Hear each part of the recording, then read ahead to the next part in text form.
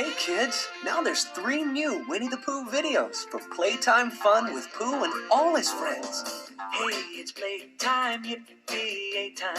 A world of adventure is waiting for you. You'll adore these playtime stories with 3 times the fun and 3 times as much Pooh. Take a wild ride with Cowboy Pooh. All aboard for a fun ride on a crazy choo-choo train into the Old West with Pooh and his pals. And it's Detective Tigger. He's the only one who can locate the missing honey. Amazing! He'll also find lots of laughs along the way. Then you're invited to a Pooh party. It's party time! Pooh has the perfect plan to make Rabbit's Big Bash a hopping good time. Pooh is making friends and taking a journey to somewhere exciting and new. You can go there now, you know where to find the adventures of, can you guess who? Playtime is playtime with Winnie the Pooh. Collect all 3 playtime videos and play along with Winnie the Pooh. Now on video, join Kermit and his new friend Billy Bunny in their very first Muppet sing-along video, Billy Bunny's Animal Songs. Come along for rapping and roaring with some furry bears. Roar! Roar! That is what we really do best. Yow! It's loads of fun. There's jamming and playing with lots of new friends. Ribbit, repeat, Or singing and swinging with the frogs. Billy Bunny's Animal Songs. There's so much to say, and we have a day. Ribbit. Now on video.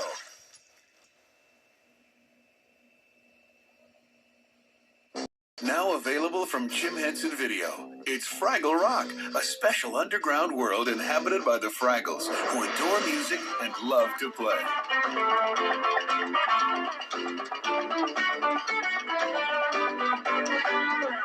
Dance your cares away, worries for another day. Let the music play. Fraggle Rock. Work your cares away, dancing's for another day. Let the Fraggles play. We're Go-Go Family.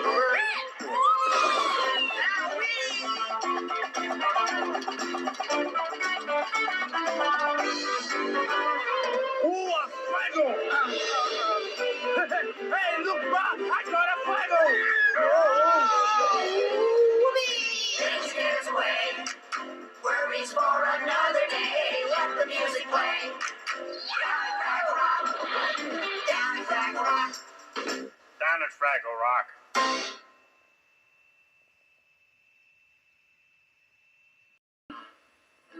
And now, our feature program.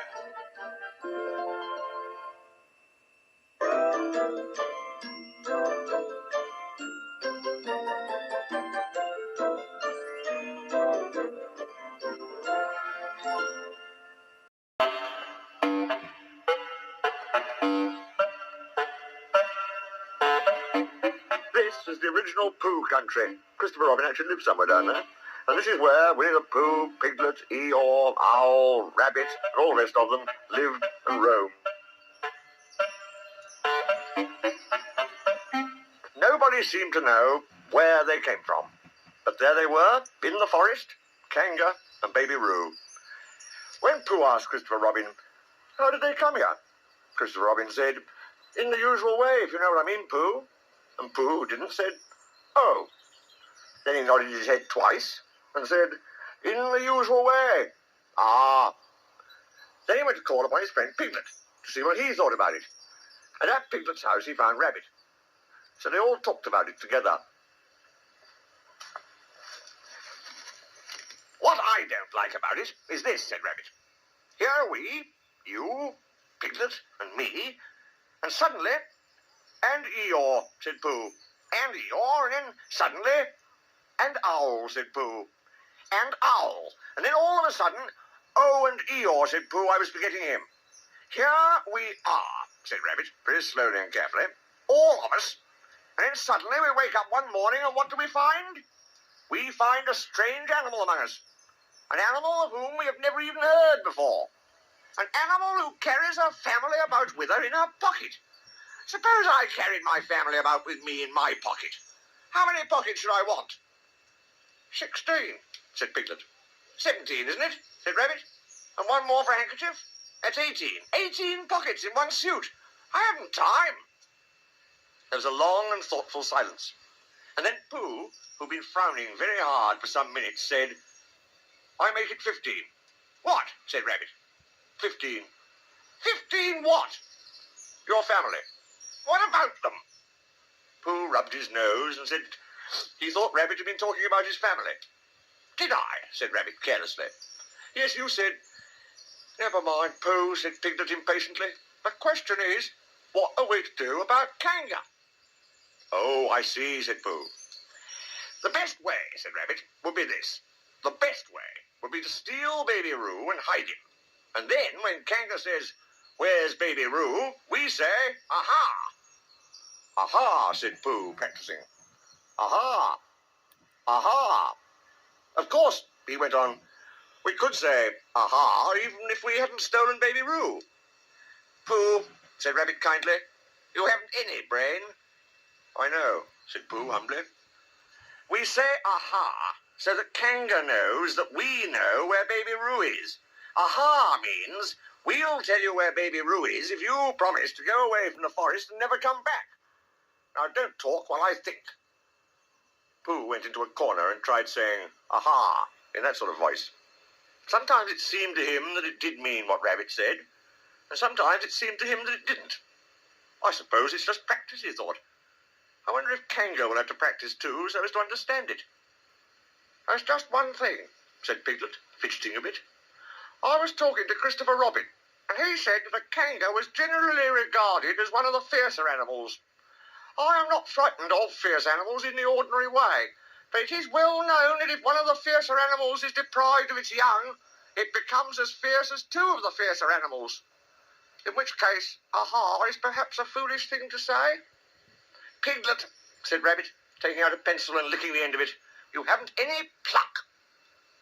Now listen, all of you, said Rabbit, when he had finished writing, and Pooh and Piglet sat listening very eagerly with their mouths open.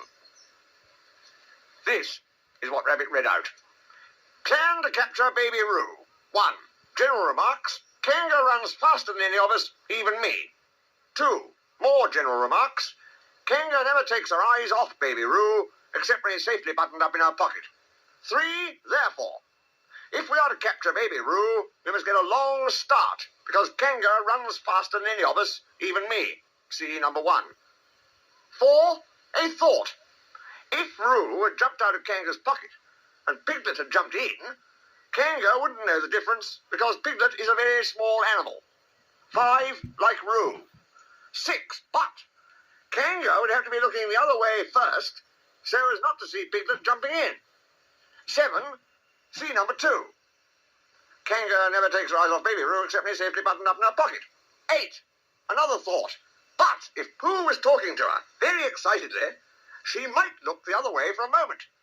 9. And then I could run away with Roo. 10. Quickly. 11. And Kanga wouldn't discover the difference until afterwards. Well, Rabbit read this out proudly, and for a little while after he had read it, nobody said anything. And then Piglet, who'd been opening and shutting his mouth without making any noise, managed to say very huskily, and afterwards? How do you mean? When Kanga does discover the difference, then we all say, aha! All 3 of us? Yes. Oh. Why, what's the trouble, Piglet? Nothing, said Piglet. As long as we all 3 say it. As long as we all 3 say it, said Piglet. I don't mind, he said, but I shouldn't care to say, aha, by myself. It wouldn't sound nearly so well. By the way, he said, you aren't quite sure about what you said about the winter months. The winter months? Yes, only being fierce in the winter months. Oh, yes, that's all right. Well, Pooh, you see what you have to do. No, said Pooh Bear. Not yet, he said. What do I do? Well, you just have to talk very hard to Kanga so she doesn't notice anything. Oh, what about? Anything you like. You mean like telling her a little bit of poetry or something? That's it, said Rabbit. Splendid. Now come along. So they all went out to look for Kanga. Kanga and Roo were spending a quiet afternoon in a sandy part of the forest. Baby Roo was practicing very small jumps in the sand and falling down mouse holes and climbing out of them, and Kanga was fidgeting about and saying, "Just one more jump, dear, and then we must go home." And at that moment, who should come stumping up the hill but Pooh. "Good afternoon, Kanga. Good afternoon, Pooh." "Look at me jumping," squeaked Roo and fell into another mouse hole. "Hello, Roo, my little fellow." "We were just going home," said Kanga. "Good afternoon, Rabbit. Good afternoon, Piglet." Rabbit and Piglet had now come up from the other side of the hill. "Oh, Kanga," said Pooh, after Rabbit had winked at him twice. "I don't know if you're interested in poetry at all." "Hardly at all," said Kanga. "Oh," said Pooh. "Go on," said Rabbit in a loud whisper. "Talking of poetry," said Pooh, "I made up a little piece as I was coming along. It went like this. Let me see. Fancy," said Kanga. "Now, Roo, dear, how did it go, Pooh?" said Rabbit. Pooh gave a little cough and began. "Lines written by a bear of very little brain. On Monday, when the sun is hot, I wonder to myself a lot, now is it true or is it not, that what is which and which is what? On Tuesday, when it hails and snows, the feeling on me grows and grows, and hardly anybody knows if those are these or these are those. On Wednesday, when the sky is blue, and I have nothing else to do, I sometimes wonder if it's true, that who is what and what is who. On Thursday, when it starts to freeze, and hoarfrost twinkles on the trees, how very readily one sees that these are whose. But whose are these? On Friday, yes, it is, isn't it?" said Kanga, not waiting to hear what happened on Friday. "Just one more jump, Roo, dear, and then we really must be going." Rabbit gave Pooh a hurrying up sort of nudge. "Talking of poetry," said Pooh quickly, "have you ever noticed that tree right over there?" "You ought to look at that tree right over there," said Rabbit. I can see a bird in it from here," said Pooh. "Or is it a fish?" "You ought to see that bird from here," said Rabbit, "unless it's a fish." And then Kanga did turn her head to look. And the moment that her head was turned, Rabbit said in a loud voice, "In you go, Roo!" And in jumped Piglet into Kanga's pocket, and off scampered Rabbit with Roo in his paws as fast as he could. "Why, where's Rabbit?" said Kanga, turning round again. "Are you all right, Roo, dear?" Piglet made a squeaky Roo noise from the bottom of Kanga's pocket. "Rabbit had to go away," said Pooh. "I think he thought of something he had to go and see about suddenly." "And Piglet?" "I think Piglet thought of something at the same time, suddenly." "Well, we must be getting home," said Kanga. "Goodbye, Pooh." And in 3 large jumps she was gone. Pooh looked after her as she went. "Oh, I wish I could jump like that," he thought. "Some can, some can't. That's how it is."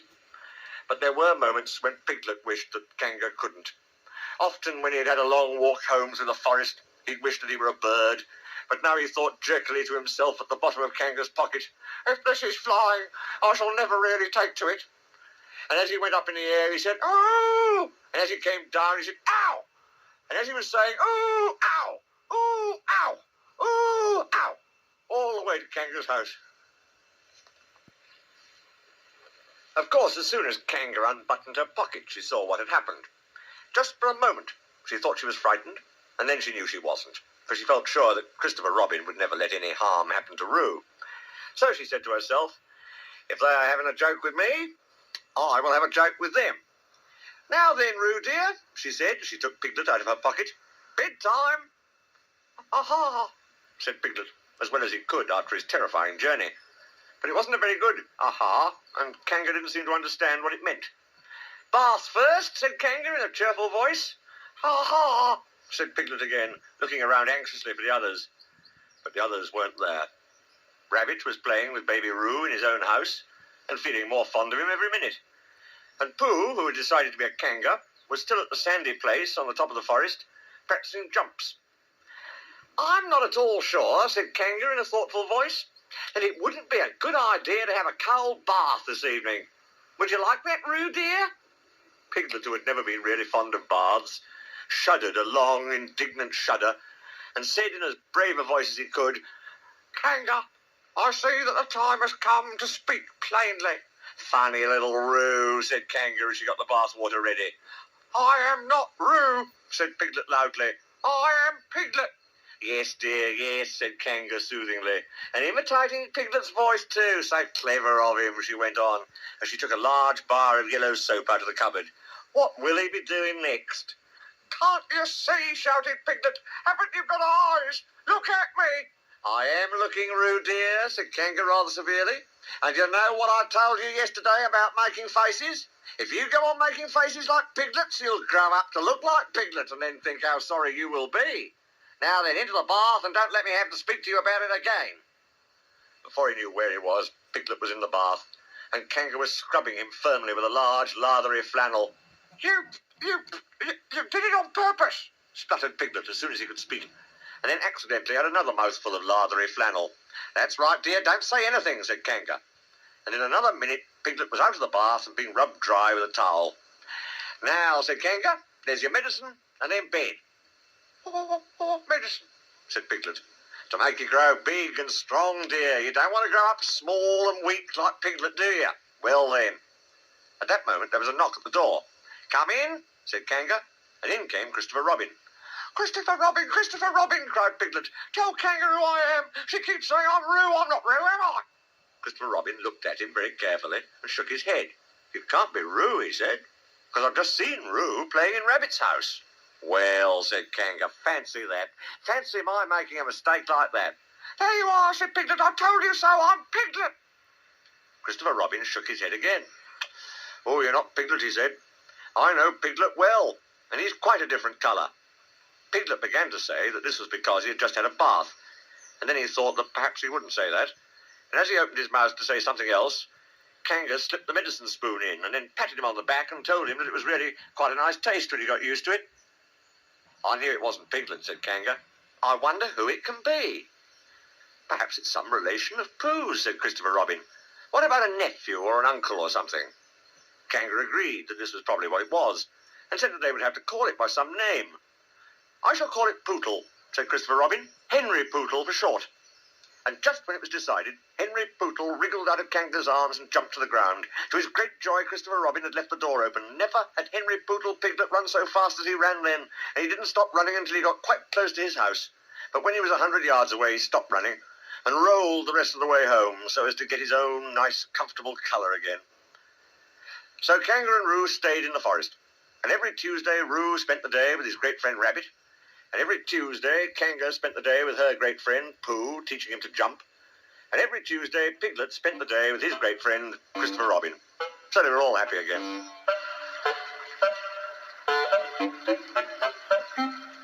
By the time it came to the edge of the forest, the stream had grown up, so that it was almost a river. And being grown up, it didn't run and jump and sparkle along as it used to do when it was younger, but moved more slowly. For it knew now where it was going, and it said to itself, there's no hurry. We shall get there someday. There was a broad track leading from the outland to the forest, but before it could come to the forest, it had to cross this river. So where it crossed, there was this wooden bridge with wooden rails on each side of it. Christopher Robin could get his chin onto the top rail if he wanted to, but it was more fun to stand on the bottom rail so he could lean right over and watch the river slipping slowly away beneath him. Pooh could get his chin onto the bottom rail if he wanted to, but it was more fun to lie down and get his head under it and watch the river slipping slowly away beneath him. And this was the only way in which Piglet and Roo could watch the river at all, because they were too small to reach the bottom rail, so they would lie down and watch it, and it slipped away very slowly, being in no hurry to get there. One day, when Pooh was walking towards this bridge, he was trying to make up a piece of poetry about fir cones, because there they were, lying about on each side of him, and he felt singy. So he picked a fir cone up and looked at it and said to himself, this is a very good fir cone, and something ought to rhyme to it. But he couldn't think of anything. And then this came into his head suddenly. Here is a mystery about a little fir tree. Owl says it's his tree, and Kanga says it's her tree. Which doesn't make sense, said Pooh, because Kanga doesn't live in a tree. He had just come to the bridge, and not looking where he was going, he tripped over something, and the fir cone jerked out of his paw into the river. Bother, said Pooh, as it floated slowly under the bridge. And he went back to get another fir cone which had a rhyme to it. But then he thought that he would just look at the river instead, because it was a peaceful sort of day. So he lay down and looked at it, and it slipped slowly away beneath him. And suddenly, there was his fur cone slipping away too. "That's funny," said Pooh. "I dropped it on the other side," said Pooh, "and it came out on this side. I wonder if it would do it again." And he went back for some more fur cones. It did. It kept on doing it. Then he dropped 2 in at once and leant over the bridge to see which of them would come out first. And one of them did. But as they were both the same size, he didn't know if it was the one which he wanted to win or the other one. So the next time, he dropped 1 big one and 1 little one. And the big one came out first, which is what he had said it would do. And the little one came out last, which is what he had said it would be. So he'd won twice. And when he went home for tea, he had won 36 and lost 28, which meant that he had, well, you take 28 from 36. And that's what he was, instead of the other way round. And that was the beginning of the game called Pooh Sticks, which Pooh invented and which he and his friends used to play on the edge of the forest. But they played with sticks instead of fir cones because they were easier to mark. Now one day, Pooh and Piglet and Rabbit and Roo were all playing Pooh Sticks together. They had dropped their sticks in when Rabbit said, "Go!" And then they had hurried across to the other side of the bridge, and now they were all leaning over the edge, waiting to see whose stick would come out first. But it was a long time coming, because the river was very lazy that day and hardly seemed to mind if it didn't ever get there at all. I can see mine, Cried Roo. No, I can't. It's somebody else. Can you see yours, Piglet? I thought I could see mine, but I couldn't. There it is. No, it isn't. Can you see yours, Pooh? No, said Pooh. I expect my stick's stuck, said Roo. Rabbit, my stick's stuck. Is your stick stuck, Piglet? They always take longer than you think, said Rabbit. How long do you think they'll take? Asked Roo. I can see yours, Piglet, said Pooh suddenly. Mine's a sort of greyish one, said Piglet, not daring to lean too far over in case he fell in. Yes, that's what I can see. It's coming on to my side. Rabbit leant further over than ever, looking for his, and Roo wriggled up and down, calling out, "Come on, stick! Stick! Stick! Stick!" And Piglet got very excited, because his was the only one which had been seen, and that meant that he was winning. "It's coming," said Pooh. Are you sure it's mine? Squeaked Piglet excitedly. Yes, because it's grey. A big grey one. Here it comes. A very big grey... Oh, no, it isn't. It's Eeyore. And out floated Eeyore. "Eeyore!" cried everybody. Looking very calm, very dignified, with his legs in the air, came Eeyore from beneath the bridge. It's Eeyore! Cried Roo, terribly excited. "Is that so?" said Eeyore, getting caught up by a little eddy and turning slowly round 3 times. "I wondered," I didn't know you were playing. said Roo. "I'm not," said Eeyore. "Eeyore, what are you doing there?" said Rabbit. "I'll give you 3 guesses, Rabbit. Digging holes in the ground, wrong. Leaping from branch to branch of a young oak tree, wrong. Waiting for somebody to help me out of the river, right. Give Rabbit time and he'll always get the answer." "But Eeyore," said Pooh in distress, how shall we, do you think if we... "Yes," said Eeyore, "one of those would be just the thing. Thank you, Pooh." He's going round and round, said Roo, much impressed. "And why not?" said Eeyore coldly. I can swim too. said Roo proudly. "Not round and round," said Eeyore. "It's much more difficult. I didn't want to come swimming at all today," he went on, revolving slowly. "But if, when in, I decide to practice a slight circular movement from right to left, or perhaps I should say," he added, as he got into another eddy, "from left to right, just as it happens to occur to me, it is nobody's business but my own." There was a moment's silence while everybody thought. "I've got a sort of idea," said Pooh at last. "But I don't suppose it's a very good one."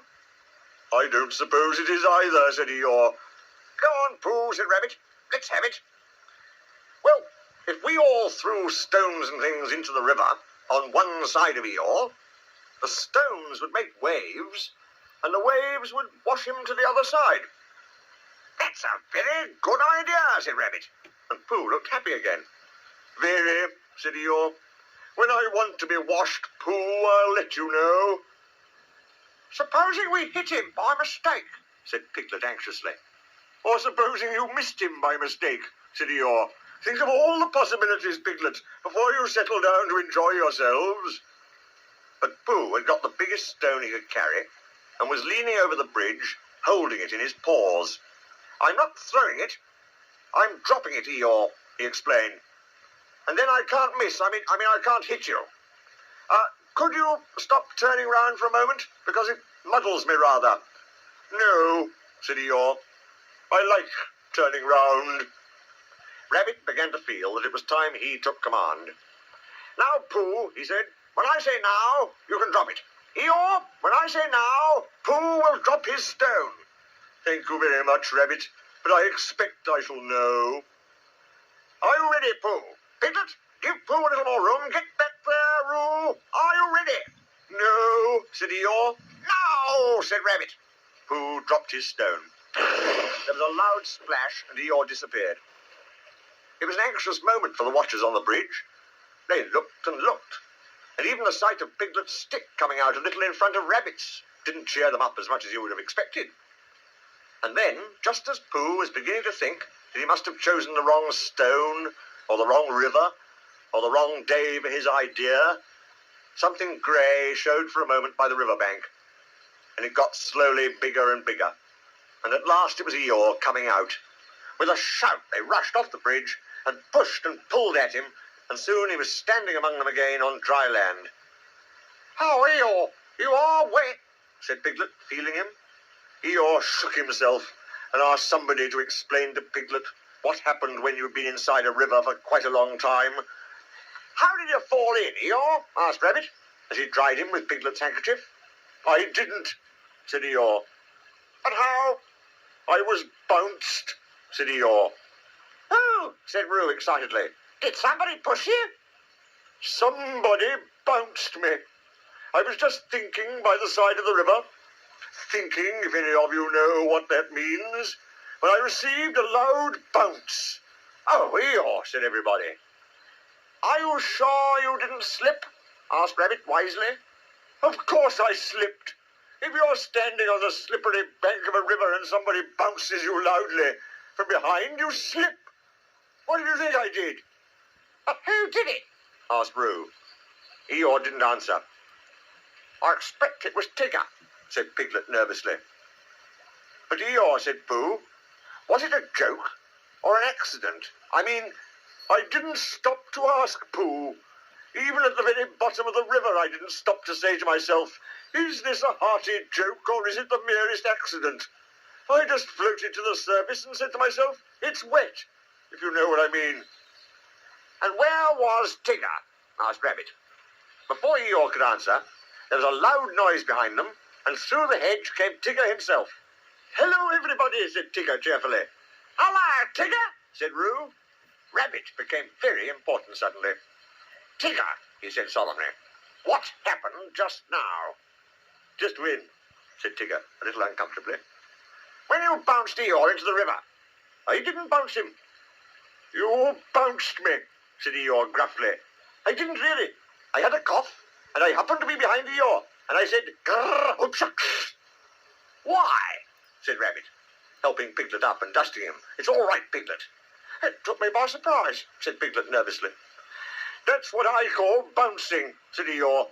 "Taking people by surprise. A very unpleasant habit. I don't mind Tigger being in the forest," he went on, "because it's a large forest, and there's plenty of room to bounce in it. But I don't see why he should come into my little corner of it and bounce there. It isn't as if there was anything wonderful about my little corner. Of course, for people who like cold, wet, ugly bits, it is something rather special. But otherwise, it's just a corner. And if anybody feels bouncy..." "I didn't bounce, I coughed," said Tigger crossly. "Bouncy or coffee. All I can say is, well, here's Christopher Robin, so he can say it." Christopher Robin ran down from the forest to the bridge, feeling all sunny and careless, and just as if twice 19 didn't matter a bit, as it didn't on such a happy afternoon. and he thought that if he stood on the bottom rail of the bridge and leant over and watched the river slipping slowly away beneath him, he would suddenly know everything that there was to be known, and he would be able to tell Pooh, who wasn't quite sure about some of it. But when he got to the bridge and saw all the animals there, then he knew that it wasn't that kind of afternoon, but the other kind, when you wanted to do something. "It's like this, Christopher Robin," began Rabbit. "Tigger—" "No, I didn't," said Tigger.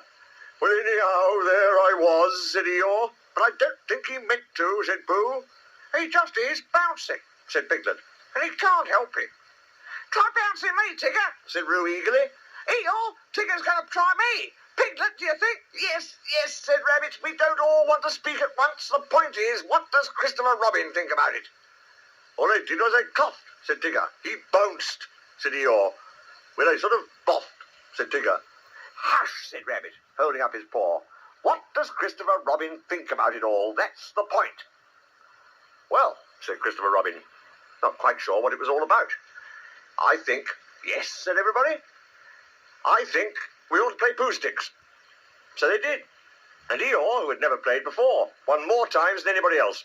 And Roo fell in twice, the first time by accident, and the second time on purpose, because he suddenly saw Kanga coming from the forest, and he knew he'd have to go to bed anyhow. So when Rabbit said he'd go with them, and Tigger and Eeyore went off together, because Eeyore wanted to tell Tigger how to win at Pooh Sticks, which you do by letting your stick drop in a twitchy sort of way, if you understand what I mean, Tigger. And Christopher Robin and Pooh and Piglet were left on the bridge by themselves. For a long time they looked at the river beneath them, saying nothing. And the river said nothing too, for it felt very quiet and peaceful on this summer afternoon. "Tigger is all right, really," said Piglet lazily. "Of course he is," said Christopher Robin. "Everybody is, really," said Pooh. "That's what I think," said Pooh. "Well, I don't suppose I'm right," he said. "Of course you are," said Christopher Robin.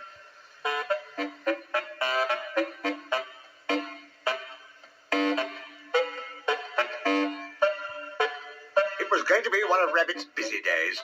As soon as he woke up, he felt important, as if everything depended upon him. It was just the day for organising something, or for writing a notice signed Rabbit, or for seeing what everybody else thought about it. It was a perfect morning for hurrying round to Pooh and saying, "Very well then, I'll tell Piglet." And then going to Piglet and saying, "Pooh thinks, but perhaps I'd better see Owl first." It was a captainish sort of day, when everybody said yes Rabbit and no Rabbit and waited until he had told them. He came out of his house and sniffed the warm spring morning as he wondered what he would do. "After all," said Rabbit to himself, "Christopher Robin depends on me. He's fond of Pooh and Piglet and Eeyore, and so am I. But they haven't any brain. Not to notice. And he respects Owl, because you can't help respecting anybody who can spell Tuesday, even if he doesn't spell it right. But spelling isn't everything. There are days when spelling Tuesday simply doesn't count. And Kanga is too busy looking after Roo, and Roo is too young, and Tigger too bouncy to be of any help. So there's really nobody but me, when you come to look at it. I'll go and see if there's anything he wants doing, and then I'll do it for him. It's just the day for doing things."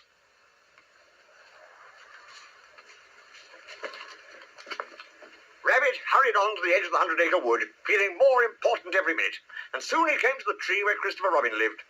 He knocked at the door, and he called out once or twice, then he walked back a little way and put his paw up to keep the sun out, and called to the top of the tree. Then he turned all round and shouted, "Hello? And I say, and it's Rabbit." But nothing happened. Then he stopped and listened, and everything stopped and listened with him, and the forest was very lone and still and peaceful in the sunshine, until suddenly, 100 miles above him, a lark began to sing. "Bother," said Rabbit. "He's gone out." He went back to the green front door just to make sure, and he was turning away, feeling that his morning had got all spoilt, when he saw a piece of paper on the ground, and there was a pin in it, as if it had fallen off the door. "Ah," said Rabbit, feeling quite happy again. "Another notice," which said, "Gone out, Baxon, busy, Baxon, CR. "Ha," said Rabbit again. "I must tell the others." And he hurried off importantly. The nearest house was Owl's, and to Owl's house in the 100-acre wood he made his way. He came to Owl's door, and he knocked and he rang, and he rang and he knocked, and he rang, and he rang and he knocked. And at last Owl's head came out and said, "Go away, I'm thinking, oh, it's you," which was how he always began. "Owl," said Rabbit shortly, "you and I have brains. The others have fluff. If there's any thinking thinking to be done in this forest, and when I say thinking, I mean thinking. You and I must do it. Yes, said Owl. I was. Read that. Owl took Christopher Robin's notice from Rabbit and looked at it nervously. He could spell his own name, Owl, and he could spell Tuesday, so that you knew it wasn't Wednesday. And he could read quite comfortably when you weren't looking over his shoulder and saying, well, all the time. And he could... Well, said Rabbit. Yes, said Owl, looking wise and thoughtful. I see what you mean, undoubtedly. Well, exactly, said Owl, precisely. And he added after a little thought, if you had not come to me, I should have come to you. Why? Asked Rabbit. For that very reason, said Owl, hoping that something helpful would happen soon. Yesterday morning, said Rabbit solemnly, I went to see Christopher Robin. He was out. Pinned on his door was a notice. The same notice? A different one, but the meaning was the same. It's very odd. Amazing, said Owl, looking at the notice again, and getting just for a moment a curious sort of feeling that something had happened to Christopher Robin's back. What did you do? Nothing. The best thing, said Owl wisely. Well, said Rabbit again, as Owl knew he was going to. Exactly, said Owl. For a little while he couldn't think of anything more, and then all of a sudden he had an idea. Tell me, Rabbit, he said, the exact words of the first notice. This is very important. Everything depends on this. The exact words of the first notice. It was just the same as that one, really. Owl looked at him and wondered whether to push him off the tree, but feeling that he'd always do it afterwards, he tried once more to find out what they were talking about. The exact words, please, he said, as if Rabbit hadn't spoken. It just said, gone out, Baxon, same as this, only this says busy Baxon, too. Owl gave a great sigh of relief. Ah, said Owl, now we know where we are. Yes, but where's Christopher Robin, said Rabbit. That's the point. Owl looked at the notice again. To one of his education, the reading of it was easy. Gone out, Baxon, busy Baxon, just the sort of thing you'd expect to see on a notice. It is quite clear what has happened, my dear Rabbit, he said. Christopher Robin has gone out somewhere with Baxon. He and Baxon are busy together. Have you seen a Baxon anywhere about in the forest lately? I don't know, said Rabbit. That's what I came to ask you. What are they like? Well, said Owl, the spotted or herbaceous Baxon is just a... At least, he said, it's really more of a... Of course, he said, it depends on the... Well, said Owl, the fact is, he said, I don't know what they're like, said Owl frankly. Thank you, said Rabbit, and he hurried off to see Pooh.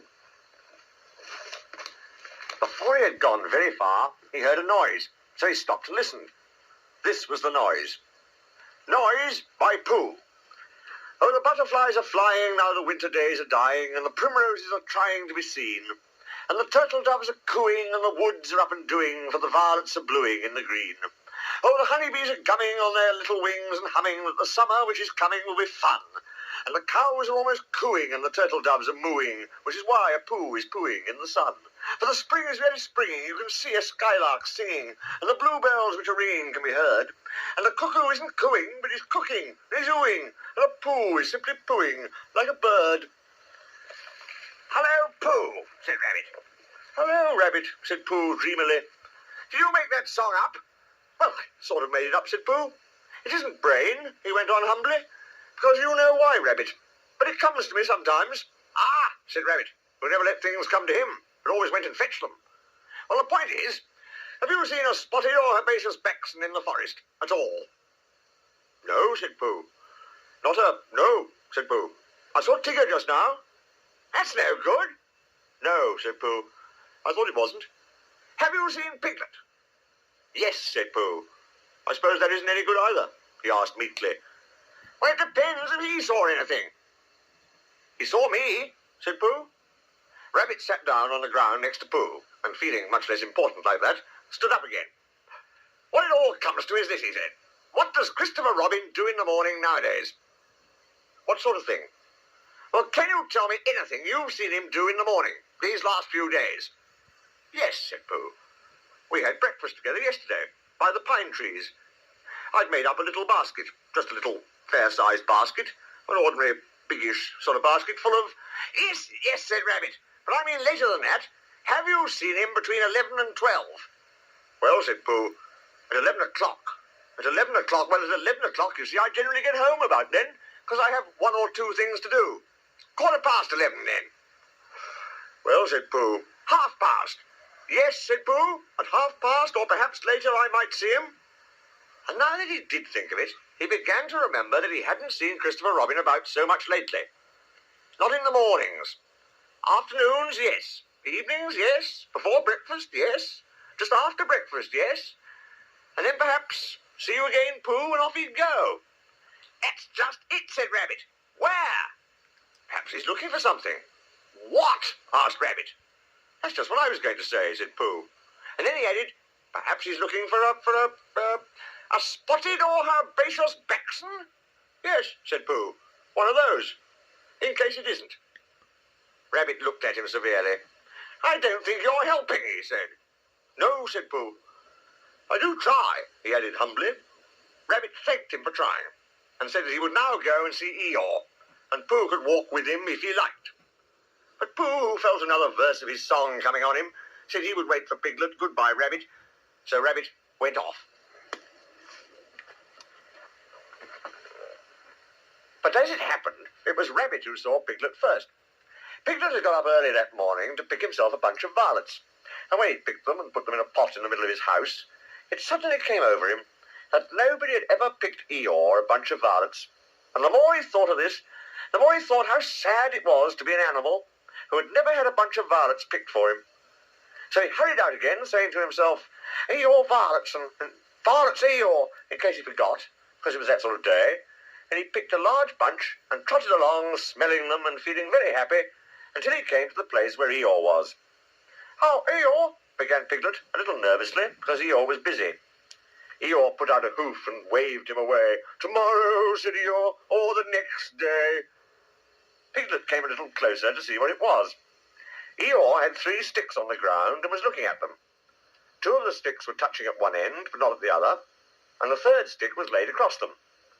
Piglet thought that perhaps it was a trap of some kind. Oh, Eeyore, he began again. Is that little Piglet, said Eeyore, still looking hard at his sticks. Yes, Eeyore, and do you know what this is? No, said Piglet. It's an A. Oh, said Piglet. Not O-A, said Eeyore severely. Can't you hear, or do you think you have more education than Christopher Robin?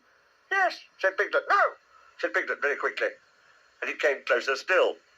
Christopher Robin said it was an A, and an A it is, until somebody treads on it, Eeyore added sternly. Piglet jumped backwards hurriedly and smelt at his violets. Do you know what A means, little Piglet? No, Eeyore, I don't. It means learning. It means education. It means all the things that you and Pooh haven't got. That's what A means. Oh, said Piglet again. I mean, does it? He explained quickly. I'm telling you, people come and go in this forest and they say, it's only Eeyore, so it doesn't count. They walk to and fro saying, ha, ha. But do they know anything about A? They don't. It's just 3 sticks to them. But to the educated, not meaning Poohs and Piglets, it's a great and glorious A. Not, he added, just something that anybody can come and breathe on. Piglet stepped back nervously and looked round for help. Oh, here's Rabbit, he said loudly. Hello, Rabbit. Rabbit came up importantly, nodded to Piglet and said, Eeyore, in the voice of one who would be saying goodbye in about 2 more minutes. And there's one thing I wanted to ask you, Eeyore. What happens to Christopher Robin in the mornings nowadays? What's this that I'm looking at? Said Eeyore, still looking at it. 3 sticks, said Rabbit promptly. You see, said Eeyore to Piglet. I will now answer your question, Rabbit, he said solemnly. Thank you, said Rabbit. What does Christopher Robin do in the mornings? He learns. He becomes educated. He instigates. I think that is the word he mentioned, but I may be referring to something else. He instigates knowledge. In my small way, I also, if I have the word right, am doing what he does. That, for instance, is an A, said Rabbit, but not a very good one. Well, I must get back and tell the others. Eeyore looked at his sticks And then he looked at Piglet. What did Rabbit say it was? He asked. And I, said Piglet. Did you tell him? No, I didn't. I expect he just knew. He knew? You mean this A thing is a thing Rabbit knew? Yes, Eeyore. He's clever, Rabbit is. Clever, said Eeyore scornfully, putting a foot heavily on his 3 sticks. Education, said Eeyore bitterly, jumping on his 6 sticks. What is learning? Asked Eeyore as he kicked his 12 sticks into the air. A thing Rabbit knows. Ha! I think, began Piglet nervously. Don't, said Eeyore. I think violets are rather nice, said Piglet, and he laid his bunch in front of Eeyore and scampered off. Next morning, the notice on Christopher Robin's door said, Gone out, back soon, C.R., which is why all the animals in the forest, except of course the spotted and herbaceous Baxon, now know what Christopher Robin does in the mornings.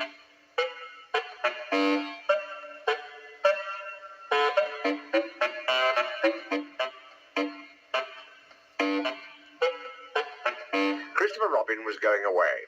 Nobody knew why he was going. Nobody knew where he was going. Indeed, nobody even knew why he knew that Christopher Robin was going away. But somehow or other, everybody in the forest felt that it was happening at last. Even smallest of all, a friend and relation of Rabbit's, who thought he had once seen Christopher Robin's foot, but couldn't be quite sure because perhaps it was something else. Even S.R.A. told himself that things were going to be different. And late and early, 2 other friends and relations said, well early and well late, to each other in such a hopeless sort of way that it really didn't seem any good waiting for the answer. One day, when he felt that he couldn't wait any longer, Rabbit brained out a notice, and this is what it said. Notice. A meeting of everybody will meet at the house of Pooh Corner to pass a resolution by order, keep the left, signed Rabbit. He had to write this out 2 or 3 times before he could get the resolution to look like what he thought it was going to when he began to spell it. But when at last it was finished, he took it round to everybody and read it out to them. And they all said they would come. Well, said Eeyore, that afternoon, when he saw them all walking up to his house, this is a surprise. Have I asked too? Don't mind Eeyore, whispered Rabbit to Pooh. I told him all about it this morning. Everybody said, how do you do, to Eeyore, and Eeyore said that he didn't, not to notice, and then they sat down. And as soon as they were all sitting down, Rabbit stood up again. We all know why we are here, he said. But I have asked my friend Eeyore. That's me, said Eeyore. Grand. I have asked him to propose a resolution. Now then, Eeyore, he said. Don't bustle me, said Eeyore, getting up slowly. Don't now then me. He took a piece of paper from behind his ear and unfolded it. Nobody knows anything about this, he went on. This is a surprise. He coughed in an important way, and began again. What nuts and et ceteras.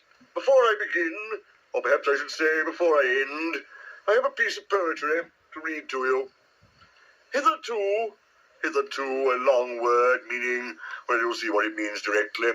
Hitherto, as I was saying, all the poetry in the forest has been written by Pooh, a bear with a pleasing manner and a positively startling lack of brain. The poem which I am now about to read to you was written by Eeyore, or myself, in a quiet moment. If somebody will take Roo's bullseye away from him and wake up Owl, we shall all be able to enjoy it. I call it poem. This was it. Christopher Robin is going, at least I think he is, where? Nobody knows, but he is going. I mean he goes, to rhyme with nose. Do we care? To rhyme with where? We do, very much. I haven't got a rhyme for that is in the second line yet. Bother. Now I haven't got a rhyme for bother. Bother. Those 2 bothers will have to rhyme with each other. Bother. The fact is, this is more difficult than I thought. I ought, very good indeed, I ought to begin again, but it is easier to stop. Christopher Robin, goodbye. I, and all your friends sends, all your friend send, very awkward this, it keeps going wrong. Well, anyhow, we send our love end. If anybody wants to clap, said Eeyore when he had read this, now is the time to do it. They all clapped. Thank you, said Eeyore. unexpected and gratifying, if a little lacking in smack. It's much better than mine, said Pooh admiringly, and he really thought it was. Well, explained Eeyore modestly, it was meant to be. The resolution, said Rabbit, is that we all sign it and take it to Christopher Robin. So it was signed.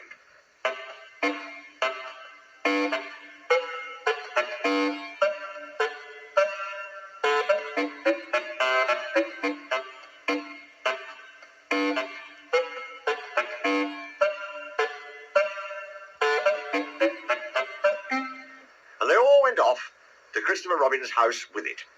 Hello, everybody, said Christopher Robin. Hello, Pooh. They all said hello and felt awkward and unhappy suddenly, because it was a sort of goodbye they were saying, and they didn't want to think about it.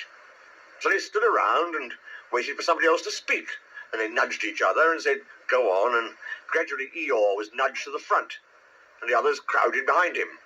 What is it, Eeyore? Asked Christopher Robin. Eeyore swished his tail from side to side so as to encourage himself, and began.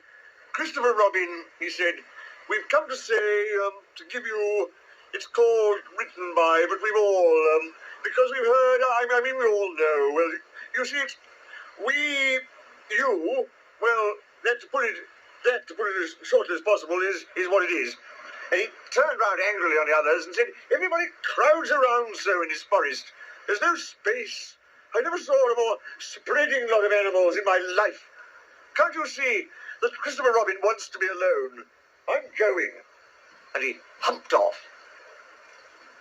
Not quite knowing why, the others began edging away. And when Christopher Robin had finished reading poem and was looking up to say thank you, only Pooh was left. It's a comforting sort of thing to have, said Christopher Robin, folding up the paper and putting it in his pocket. Come on, Pooh. And he walked off quickly. Where are we going? Said Pooh, hurrying after him, and wondering whether it was to be an explore or a what shall I do about you-know-what. Nowhere, said Christopher Robin. So they began to go there. And after they had walked a little way, Christopher Robin said, what do you like doing best in the world, Pooh? Well, said Pooh, what I like best. And then he had to stop and think. Because although eating honey was a very good thing to do, there was a moment just before you began to eat it which was better than when you were. But he didn't know what it was called. And then he thought that being with Christopher Robin was a very good thing to do. And having Piglet near was a very friendly thing to have. And so when he had thought it all out, he said, what I like best in the whole world is me and Piglet going to see you, and you saying, what about a little something? And me saying, well, I shouldn't mind a little something, should you, Piglet? And it being a hummy sort of day outside, and birds singing. I like that too, said Christopher Robin. But what I like doing best is nothing. How do you do nothing?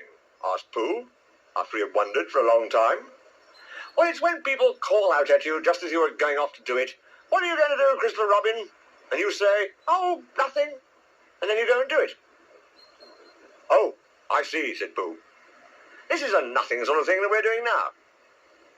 Oh, I see, said Pooh again. It means just going along, listening to all the things you can't hear, and not bothering. Oh, said Pooh. They walked on, thinking of this and that. And by they came to an enchanted place on the very top of the forest, which is 60-something trees in a circle. And Christopher Robin knew that it was enchanted, because nobody had ever been able to count whether it was 63 or 64, not even when he tied a piece of string round each tree after he'd counted it.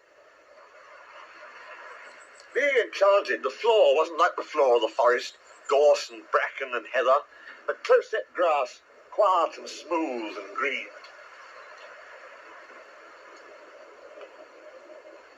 It was the only place in the forest where you could sit down carelessly without getting up again almost at once and looking for somewhere else.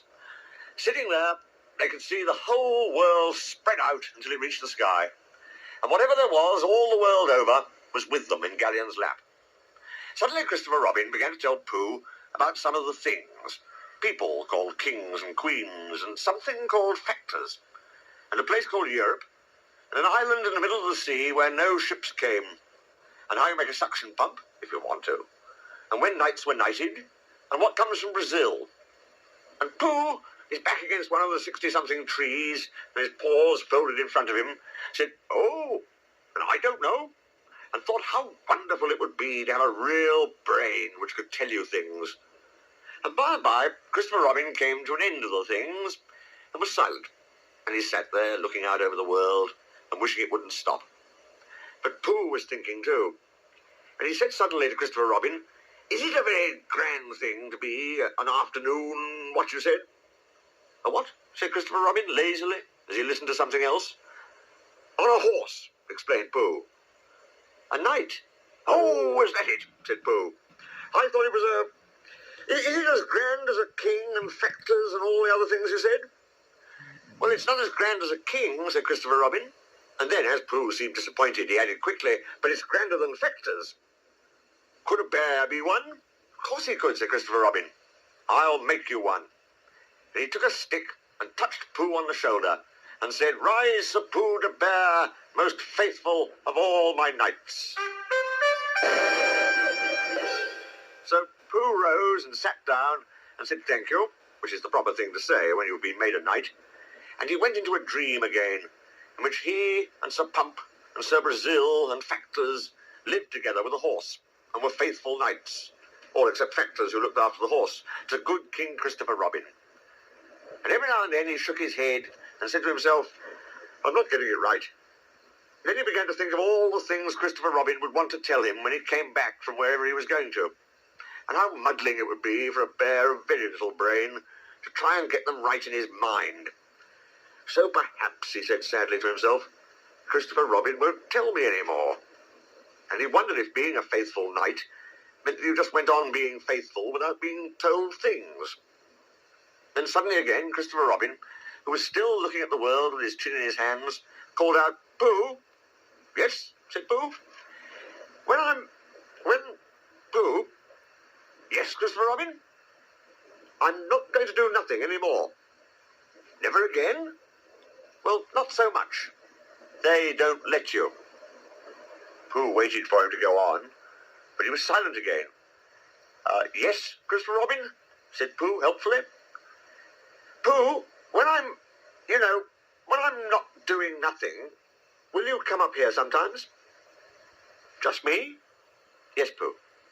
"Will you be here too?" "Yes, Pooh, I will be, really. I promise I will be, Pooh."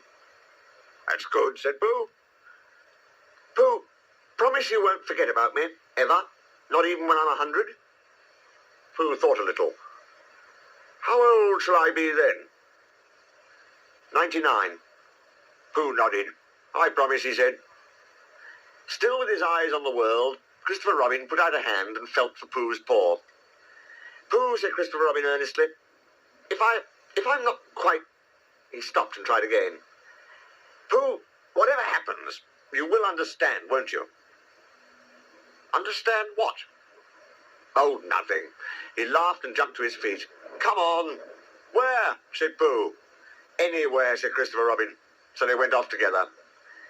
But wherever they go, and whatever happens to them on the way, in that enchanted place on the top of the forest, a little boy and his bear will always be playing. I'm off to anywhere now too, so farewell.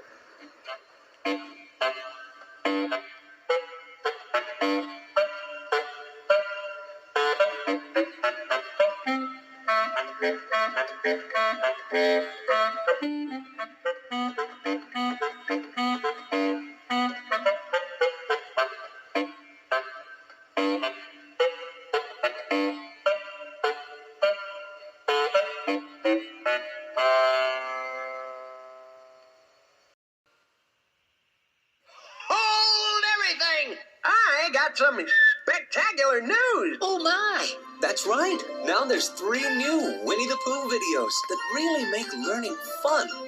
Oh boy, I've been waiting for this. Someone's winking, someone's thinking of all kinds of fun things to learn and to do. It's the Pooh Bear smiling for you there in 3 great collections of Winnie the Pooh. First, in Making Friends, Pooh and his pals meet some friendly bugs. Having fun with friends is what Tiggers do the best. And they soon find out how important good friends can be. Hooray! Then it's sharing and caring. Yes. See how everyone gets to know the gift of getting along with others. By giving instead of taking. For me? And in helping others, when Pooh and his friends put their heads together I think this may require some thinking. and lend a helping hand, Don't you want some help? they always get very big rewards. Wow! Why, that's it. It's unbelievable. Right. Ding, dangy, you're right. Pooh Bear's open, we'll open to adventure and walk right on through. We'll be sharing, helping, and caring, and making some new friends with Can You Guess Who? We're thinking and learning with Winnie the Pooh. You'll love learning with Winnie the Pooh in these 3 special videos.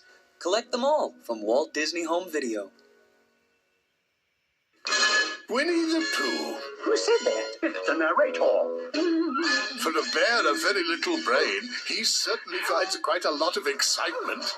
Who, me? Oh, I'm just looking for some honey. Would you happen to have any honey? I'm sorry, Pooh, I don't. But I do have 4 classic stories in the 100-Acre Wood.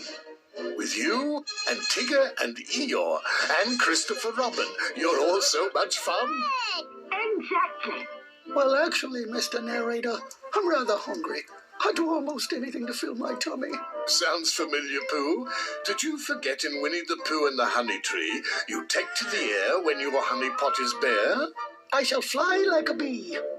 Up to the honey tree, see? Then it's a windy day in the 100-Acre Wood in the Academy Award-winning Winnie the Pooh and the Blustery Day.